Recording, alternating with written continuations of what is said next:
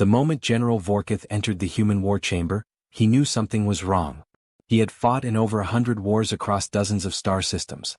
His people, the Kroth Dominion, were feared for their ruthlessness in battle. They had reduced entire civilizations to dust, breaking armies that stood in their way without hesitation. Yet, as he sat across from the human delegation, something gnawed at him, a feeling he had never experienced before.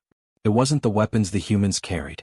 It wasn't their military ships, which were smaller and more primitive than Kroth war vessels. It wasn't even their numbers. Humanity was outnumbered 20-1 in this war. It was their eyes. Cold. Unyielding. As if the humans weren't just prepared for war, they were something far worse. They were comfortable in it. Vorkith's clawed hand tightened into a fist beneath the polished table.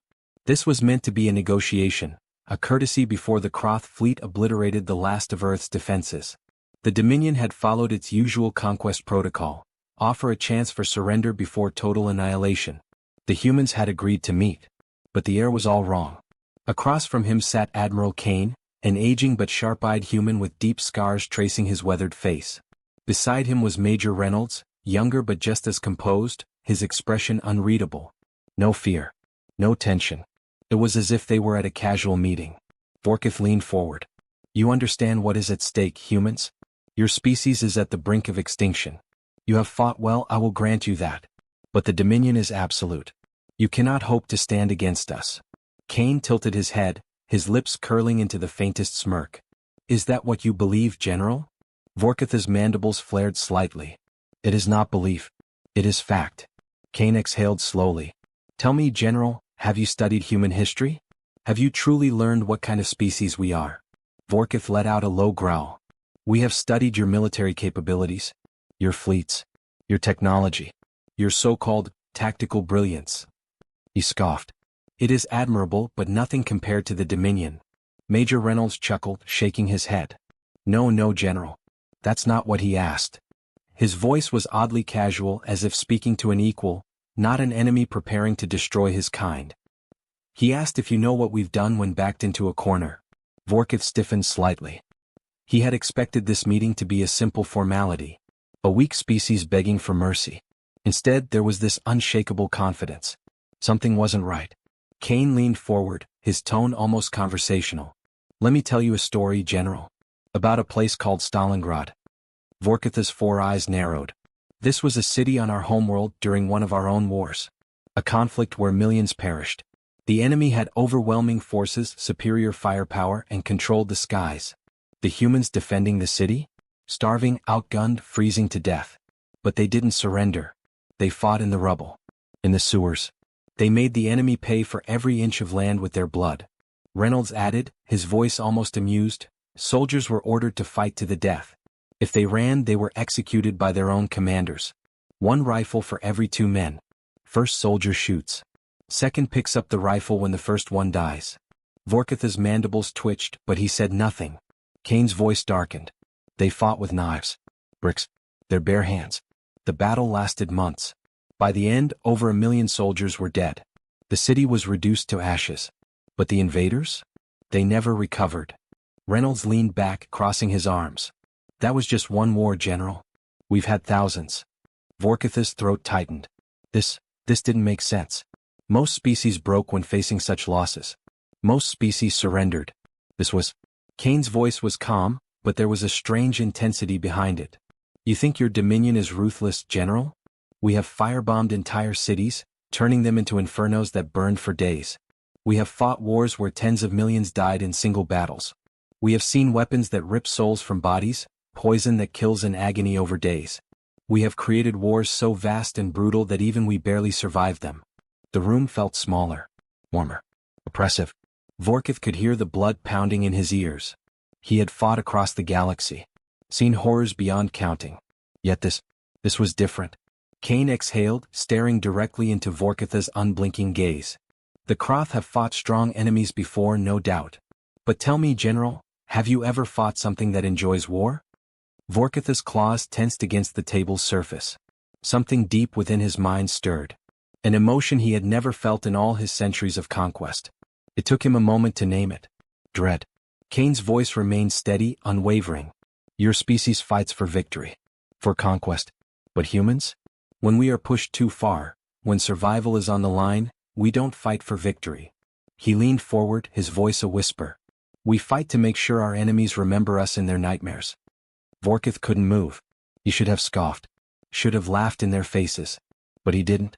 Because deep down, for the first time in his life, he believed them. And that terrified him. Silence filled the war chamber, heavy as a dying star. General Vorkith sat rigid, his 4 clawed fingers pressing into the table's polished surface, but he did not speak. He could feel something he had never experienced before, coiling deep inside his chest. It was unfamiliar. Unwelcome. Doubt. Across from him, Admiral Kane remained composed, his expression unreadable. The human was in no hurry. He knew. Vorkith had faced thousands of enemies, from planetary resistance fighters to rival warlords seeking his throne. He had crushed civilizations beneath his boots, watched species plead for mercy before their homeworlds burned. But never, not once, had he encountered a species that spoke of war with nostalgia. Kane leaned forward, his voice low and steady. You don't believe me, do you? Vorkith's mandibles twitched. He wanted to snarl. He wanted to deny it. But the words would not come. Reynolds spoke next, his tone far too casual for the weight of the conversation. You think we're just bluffing? That we're trying to make ourselves sound worse than we are? That maybe we're exaggerating? He chuckled, an infuriatingly calm sound. You ever heard of the Pacific Theater, General? Vorkith forced himself to exhale. Another war? Kane gave a slow nod. One of our bloodiest, and one you might appreciate given your kind's tenacity. The way he said it sent a chill down Vorkith's spine. Reynolds smirked, tapping his fingers on the table. The enemy had superior numbers. Controlled vast regions of the ocean. They fought with discipline, with honor. His smile faded. But honor means nothing when you're up against something that refuses to die. Vorkith felt his throat tighten. They thought they could win through sheer will. But they didn't know what they were up against. Didn't know about men like John Basilone, a machine gunner who held an entire battlefield alone for hours, mowing down waves of attackers. Or men like Jack Lucas, who was so young he lied about his age to get into the war, only to jump on 2 grenades to save his brothers. He survived. Kane interjected, his voice now cold. They fought us in the jungles, in the caves, in the mountains. And we killed them all. Because for every man they sent at us we sent back 10. For every ship they sank we built 20 more. They realized too late that they weren't just fighting soldiers. Reynolds exhaled. They were fighting a species that doesn't know when to stop. The air in the chamber felt heavy, suffocating. Vorkith swallowed. He could feel the weight pressing against him. The words of these men were not meant as threats. They were statements of fact. And then there were the bombs, Kane added quietly. Vorkith's gaze snapped toward him. Kane's voice had dropped to a whisper. We built weapons so powerful they turned cities to shadows. Vaporized people where they stood. And yet, that wasn't the worst part. Vorkith's breathing felt slow. Labored. The worst part, Kane said, was that it didn't stop there. We didn't stop there. The world saw the destruction, saw the horrors of a single bomb leveling hundreds of thousands in seconds. And what did we do? Reynolds' voice was grim. We made thousands more. Bigger. Deadlier. We didn't just prepare for war. We engineered our very existence around the idea of ending life on a planetary scale. The room felt like it had lost oxygen. Kane straightened, folding his hands together. You call yourselves conquerors. But you've never faced something like us. Your species fights for dominance. We fight to eradicate. Reynolds smirked. You ever hear of the term, mutually assured destruction? Vorkith slowly shook his head. Reynolds leaned back. It's the human version of an unstoppable force meets an immovable object. Basically, we reached a point where our weapons were so destructive that if a war ever started, it would mean the end of everything. Vorkith narrowed his eyes. And yet, you still built them? Kane's face darkened. Yes. The answer sent a ripple of unease down Vorkith's spine. Reynolds exhaled, shaking his head. You still don't get it, do you? We don't fight for conquest. We don't fight for power. He leaned forward, voice dropping to a whisper. We fight to win. At any cost. Vorkith's claws dug into the table. Everything he had learned about warfare, every conquest he had led, it all followed rules. Even the Dominion in all its brutality had limits. But these were not warriors. They were something far worse. Kane studied him. I see it in your face, General. You're starting to understand. Vorkith forced a breath.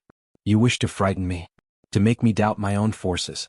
But you forget, I have seen war on a galactic scale.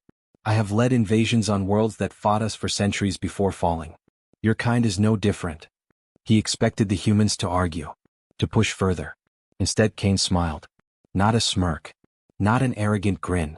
A knowing smile. You think we're trying to scare you? Kane asked. No, General. We're warning you. Vorkatha's heartbeat quickened. Reynolds gestured around the room. Do you know why this war chamber is empty, General? Vorkath blinked. He had noticed it. There were no aides. No high-ranking officials. No ceremonial guards. Even the usual recording drones were absent. A cold feeling crept up his spine. Reynolds smiled. Because there is no negotiation. No diplomacy. We didn't come here to surrender. Kane exhaled. We came here to tell you one thing. He locked eyes with the general. Run. Vorkatha's mandibles parted, but no words came. Kane stood, placing his hands behind his back. The Dominion believes this is a war. But what you don't understand is that, for us, this is nothing. You think we've been fighting? No, General. Reynolds smirked. We've been preparing. The word struck Vorkath like a physical blow. Kane's voice lowered. The moment this meeting ends, Earth's forces will execute Protocol Ragnarok. Do you know what that means? Vorkath didn't move. It means that every last human ship will begin their final stand. Not to win. Not to survive. Reynolds finished, but to take as many of you down with us as possible. Vorkath felt a shiver crawl through his bones. Kane turned to leave, pausing only once. You have a choice, General. You can end this war now, retreat and never return. Or, his eyes darkened. You can learn what happens when humans stop holding back. Vorkath remained seated, his mind racing. The weight of the words crushed him, pressing deep into his soul. And for the first time in his long, blood-soaked life, he wanted to leave. General Vorkath sat frozen, his mind screaming for clarity. This had to be a bluff. The humans were outnumbered, outgunned, and technologically inferior. No species, no matter how battle-hardened, would deliberately throw itself into annihilation. And yet, as he stared at Admiral Kane and Major Reynolds, a cold realization settled deep within his bones. They weren't bluffing. Vorkath inhaled sharply, forcing his voice into something steady. You claim your kind is ready to burn itself to ashes just to wound us. That is madness. Kane's expression was unreadable. Is it? Reynolds smirked. Let me tell you about the Psalm. Vorkath flinched. Another war story. Another nightmare. Reynolds continued, his voice disturbingly calm. The year was 1916. Two massive armies clashed in open fields. They thought the battle would be quick, decisive. But instead the ground turned to mud, bones, and blood. Kane added, his voice quiet but sharp. For over 4 months, men climbed out of their trenches into fields of gunfire, knowing they were marching to certain death. And still they went. Reynolds leaned forward. By the end of it, 1 million men were dead or wounded. And the land? It became so saturated with corpses that years later the earth still bled. Vorkatha's claws tightened on the table. The Kroth had waged brutal wars before, but nothing like this. He had assumed humans fought like other species, strategically, tactically. But this was something else. This was a species willing to endure suffering beyond reason. Vorkath forced his voice into a growl. Your species has survived war, yes. But endurance does not mean victory. You claim to be survivors, but my people have crushed survivors before. You have no empire, no galactic fleet. What makes you think you can stop us? Kane exhaled, his tone almost pitying. General, you think our strength is in our fleets? In our technology? He shook his head. Our strength is in our refusal to break. Vorkath opened his mouth to argue, but Kane cut him off. You think you know war? You don't. Kane's voice sharpened. You think we fear destruction? We perfected it. You think we'll surrender? We have never surrendered. Reynolds smirked. We don't lose. We just take you with us. Vorkath felt something alien slither into his gut. A sensation he had never known. Panic. Kane stood, and for the first time since the meeting began, his voice carried the full weight of humanity's fury. This war is not over, General. But it is no longer a war. Vorkatha's chest tightened. Kane's voice dropped to a whisper. It's extermination. The words hit like a hammer. And then the alarms blared. A Dominion officer burst into the chamber, his breathing ragged. General. The human fleet, they've launched an all-out assault. Vorkath whipped around. Impossible. They have nothing left. The officer's mandibles twitched in confusion. That's just it, sir. They don't care. They're ramming our ships. Detonating reactors. They're setting off explosives inside their own vessels. Vorkith's stomach dropped. Kane and Reynolds simply stood, their faces carved from stone. Vorkith turned back to them, his voice hollow. You're throwing away your own soldiers. Kane exhaled. No, General. He looked directly into Vorkith's eyes. We're showing you what happens when humans stop holding back. Outside, the sky burned. Vorkith stood frozen, his mind clawing for reason, for logic. But there was none. Outside, space had become a funeral pyre. The human fleet, battered and outnumbered, should have been retreating. Instead they charged. Collided. Detonated. The Dominion's massive warships, each capable of leveling planets, were being torn apart, not by superior firepower but by sheer insanity. Vorkith turned to Kane, his voice unsteady. Why are you doing this? This isn't war, it's suicide. Kane tilted his head slightly. Is it? Before Vorkith could speak, the officer beside him shouted.